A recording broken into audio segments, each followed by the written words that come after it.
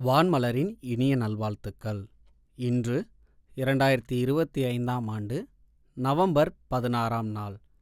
இன்றைக்கான இறைவாக்கு: நான் உன்னை தாயின் வயிற்றில் உருவாக்கும் முன்னே உன்னை தெரிந்து கொண்டேன். எரேமியா 1ஆம் அதிகாரம் 5ஆம் வசனம்.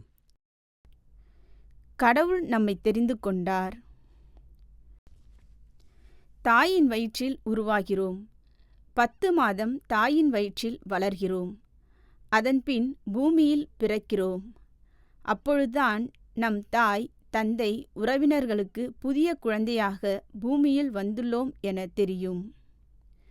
சக்கரியா எலிசபெத்திற்கு யோவான் ஸ்நானகன் உருவாகும் முன்னே பெயரிடப்பட்டார். அவர் பரிசுத்த ஆவியினால் பெயரிடப்பட்டு நிரப்பப்பட்டு இருப்பார் என்று லூக்கா நற்செய்தி புத்தகத்தில் வாசிக்கிறோம்.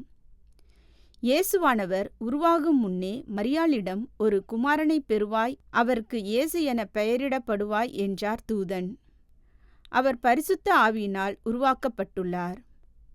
அநேக பெண் குழந்தைகள் கருவில் கொலை செய்யப்படுகிறார்கள் என்ற அதிர்ச்சி தகவல் நமக்கு தெரியும். அதனால் இந்திய தேசத்தில் தாயின் வயிற்றில் உருவாகும் குழந்தை ஆணா பெண்ணா என கண்டறியப்படுவது தடை செய்யப்பட்டுள்ளது. சங்கீதக்காரர், நான் அக்கிரமத்தில் பிறந்தவன், என் தாய் என்னை பாவத்தில் கர்ப்பந்தரித்தாள் என்று கூறுகிறார். நாம் தானாக இவ்வுலகத்திற்கு வரவில்லை. கடவுள் நம்மை உருவாக்கி அனுப்பியிருக்கிறார். அவர் நம்மை அனுப்பியதால் ஒரு நோக்கம் உண்டு என்பதனை அறிவோம். அன்னை தெரசாவை உருவாக்கிய ஆண்டவர் இந்திய தேசத்தில் அருட்பணி புரிய வைத்தார். சமூக சேவைகள் மூலம் பல உயிர்களிடம் கடவுளின் அன்பை காண்பித்து எளிமையாக வாழ்ந்தார்.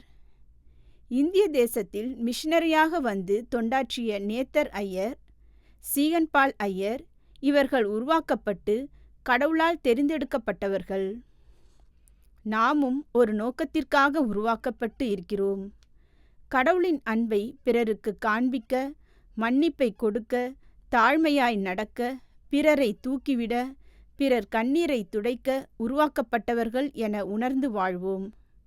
கடவுளின் கண்களுக்கு எதுவும் மறைந்து காணப்படுவது இல்லை. தாயின் வயிற்றில் இருக்கும்போதும் உலகில் வாழும்போதும் அவரின் சிந்தனையோடு வாழ்வோம். நாம் ஜெபிப்போம்.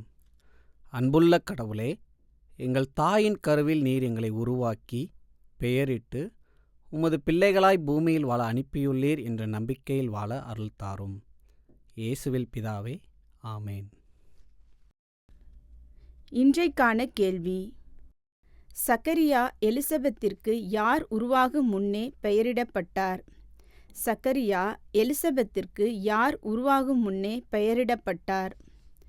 கேள்விக்கான பதிலை கீழ்க்கண்ட எண்ணுக்கு SMS அல்லது வாட்ஸ்அப்பில் அனுப்பவும். 9841809796.